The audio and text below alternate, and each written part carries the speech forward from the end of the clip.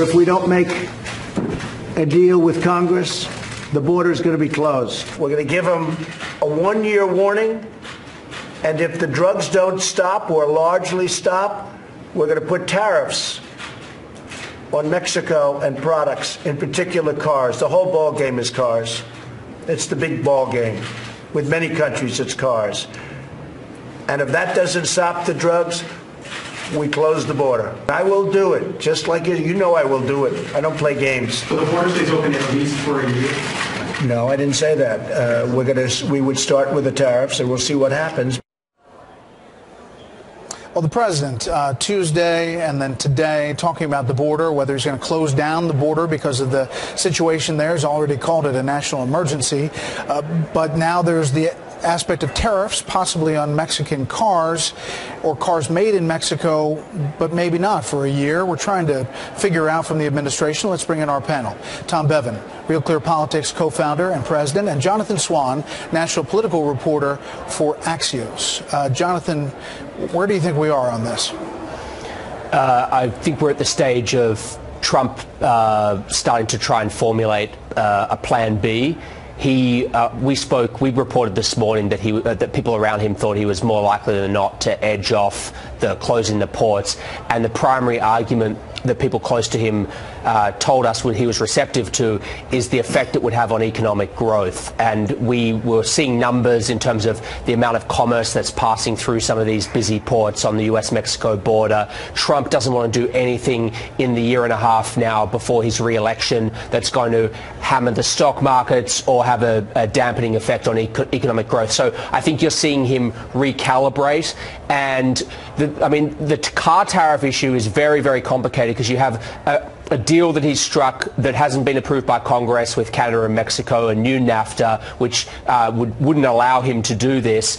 And then you also have this separate issue of Trump asking the Commerce Department to provide a national security rationale for car tariffs, which there's going to be a legal challenge there. So the bottom line is it's very, very complicated, but this is Trump pivoting off the very hardline position that he outlaid last week. Tom, many Republican lawmakers piped up saying that there's roughly $1.5 billion of commerce that goes over that border every day. Forbes wrote an op-ed saying if the border shutdown happens, it could lead to a recession. Obviously, that had an effect. But what is the impact of this kind of, well, maybe we'll do this instead? Well, look, I think Trump sort of, in frustration, launched this idea that he was going to shut down the border. And he is frustrated by the flow of drugs and the flow of people, quite frankly. And this is an issue that is going to carry through to 2020. And quite frankly, I'm astonished that, you've got Trump administration officials, now even some former Obama administration officials, saying this is a crisis. The system is sort of melting down. But there's nothing going on in Congress on immigration. And Democrats who are running for president in 2020 are talking about just the opposite. You've got Beto talking about tearing down walls. You've got Julian Castro talking about decriminalizing crossing the border. So this is an issue that Trump obviously wants to solve. It's an important issue for his base. He's going to keep it front and center, though, as he heads into 2020, because it's an issue that I think, quite frankly, probably works for him, given who he's going to be running against in their positions. I think there's also just a really important point that needs to be underscored here, which is there is a crisis at the border. There are people who don't have a place to go, and they're being redistributed into the country on buses. I mean, the Associated Press did a story outlaying all of this. I mean, it is a really serious problem there. The issue, though, will not be solved. The wall is almost the least important issue for the people who cover this. It's a lot of these people actually want to be caught. They're going through and appealing for asylum, and that's the issue, which is the big laws. And that is the big fight that is going on right now between the courts and the Trump administration.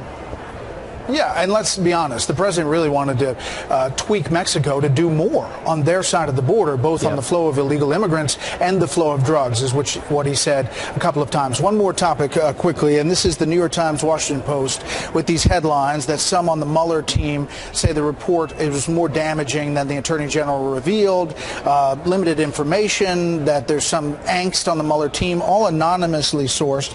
The DOJ pushed back hard, saying the statement was in response to misreporting. The Attorney General deciding to release the report's bottom line findings and his conclusions immediately without attempting to summarize the report, with the understanding that the report itself would be released after the redaction process. The department continues to work with the special counsel on appropriate redactions of the report. Tom, what about this? Is this a push to the Attorney General? It's obviously getting pounced on by Democrats on Capitol Hill.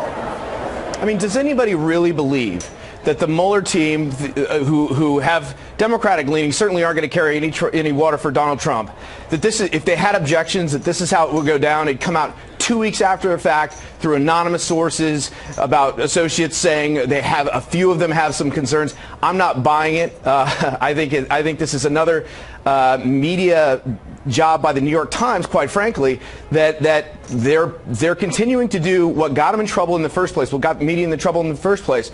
We're going to see the Mueller report eventually. That process is underway, and let's just all wait and not engage in this kind of behavior until we actually see what's in that report. I have 10 seconds, Jonathan.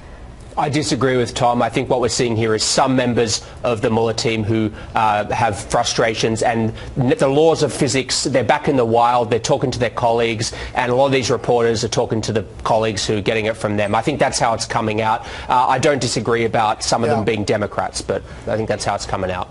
There appears, meantime, to be some movement backwards in President Trump's threat to shut down the border with Mexico.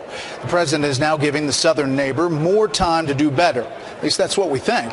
Chief White House correspondent John Roberts starts us off tonight. Thank you, President. President Trump again dialed back any imminent closing of the border, instead laying down an ultimatum to Mexico. Do something about migrants and drugs flowing into the United States, or face tariffs in addition to closing the border. I don't play games. I'll do it. So we're doing it to stop people. We're going to give them a 1-year warning.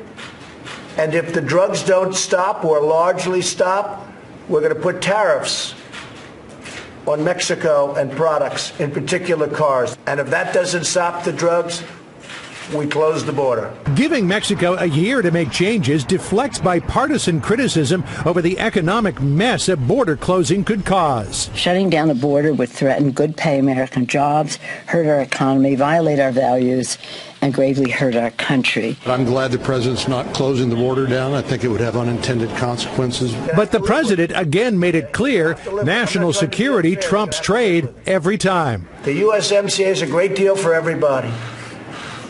But this is more important to me than the USMCA, so they're going to have to live with it. Trade was the other thing on the president's agenda today, meeting again with the Chinese Vice Premier Liu He. We've negotiated out some of the toughest really the tougher points, but we have some ways to go, and I think we have a very good chance of getting there. Still no word on a summit with Xi Jinping to sign a new trade agreement, though China is now saying it might be better to meet in Beijing or in a neutral location rather than Mar-a-Lago.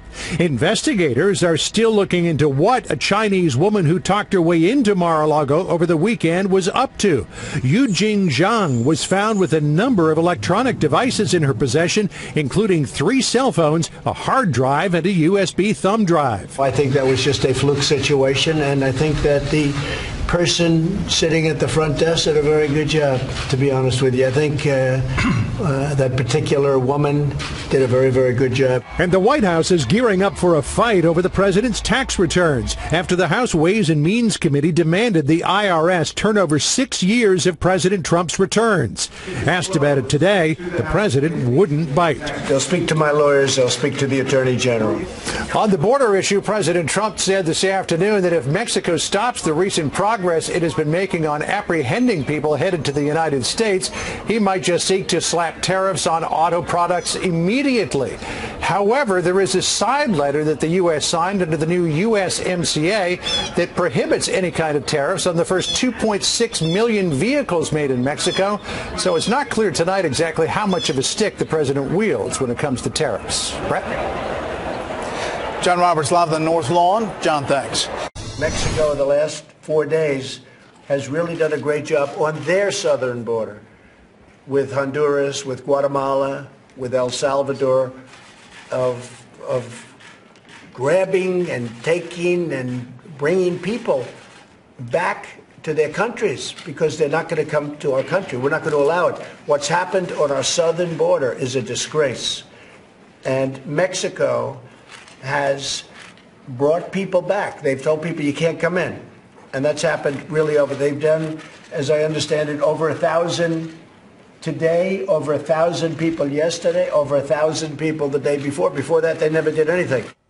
President Trump surprisingly praising Mexico, something you don't often hear from this president. Meanwhile, also backing off from his threat to close the U.S.-Mexico border immediately and adding a new deadline of 1 year and a new threat of auto tariffs if Mexico doesn't help out more with border security. Texas Republican Congressman Brian Babin joins us right now. Congressman, are you relieved that the president is backing away from closing the border? I really am, because I think closing that border would have been a severe blow to the economy of the state of Texas and really to the country in general. But I'll tell you, giving Mexico a reprieve of 1 year, if it doesn't stop, 1 year means about 1 million more illegal aliens come in, swamping our system. And so I hope that he holds their feet to the fire and they keep their promises. And I appreciate what the president is trying to do. He's a negotiator, and I appreciate that very much. Congressman John Layfield here. It's great to have a fellow Texan on the show. I've got my boots on when David Asman commented on when I come in, so it's great to have you on the show where it's a little more accepted. But I want to ask you, sir, what exactly do you want from Mexico? What is it that the Mexican government can do to help this situation specifically? Just exactly as President Trump just said, they need to turn these folks back on their southern. They need to secure their southern border because we are completely overwhelmed up here. We are actually not even processing these. There's so many. There's so many overwhelming numbers of illegals coming across our southern border that we can't even process them. They're just being turned loose at bus stations. And it really puts our citizens and our country in a great dangerous position. And we just cannot tolerate this any longer. We've got to have the resources. And this is what we've been trying to get the Democrats to do. Give the president, not the president, give our professionals down there on the border the resources because there's some terrible things going on. They're recycling children. They're using kids to get in as family units and passing them back across the border south into Mexico. They're coming in with other groups. The human traffickers and the narco folks are having a field day down there. And this cannot be tolerated. And so the Mexican government can absolutely secure their southern border and help us. Congressman, this is Gary Kaltbaum. Thanks for being with us. Hey, outwardly, we keep hearing from the Democrats there isn't any crisis, yet we see these videos and we're seeing all these numbers about how many. Inwardly, behind closed doors, are you getting any movement whatsoever from the Democrats recognizing that there is a serious issue and something has to be done, or are we going to be playing politics for the next couple of years? I hate to say it, but I'm not seeing movement on the part of the leadership of the Democratic Party. I've talked to some Democrats who I work across the aisle with. I think they're quite aware of the situation down there and how terrible it is. But you know, unless we get the leadership on board, Mr. Schumer and Ms. Pelosi, we're going to have a hard time getting anything done. And the resources have got to be given to our professionals so that they can start processing these illegals. Tens of thousands of them. We've got over 900,000 pending immigration hearings. We don't have enough hearing officers. And now these immigrants, illegals, have figured out if they can swamp our system and overwhelm us, they know that they're not even going to be processed. They're going to come in, give themselves up, and they're going to be released indefinitely into the United States. And all that does is hang out a welcome sign. Come on up here. Come in. If you get up here, you're going to be able to get in. And then once you're allowed in, you don't show up for your immigration hearing, and you're here indefinitely. And that's how we've wound up with millions of people that are we have to educate and medicate and incarcerate.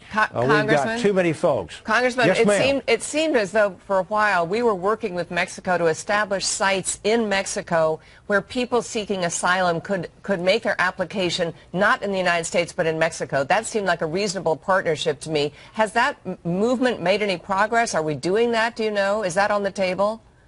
That is on the table, and it was my understanding that they were in the process of implementing this, but yet we're getting hit and swamped and invaded by tens of thousands of people. We're 76,000 in February, 100,000 in March, and on track for 1 million by year's end.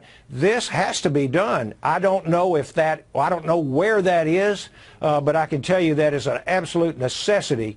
And again, we've got to get our professionals the resources so that they can protect our nation. Hey, Congressman, thank you very much for coming in. Good to see you again. We'll always try to have a Texan here for you whenever you come.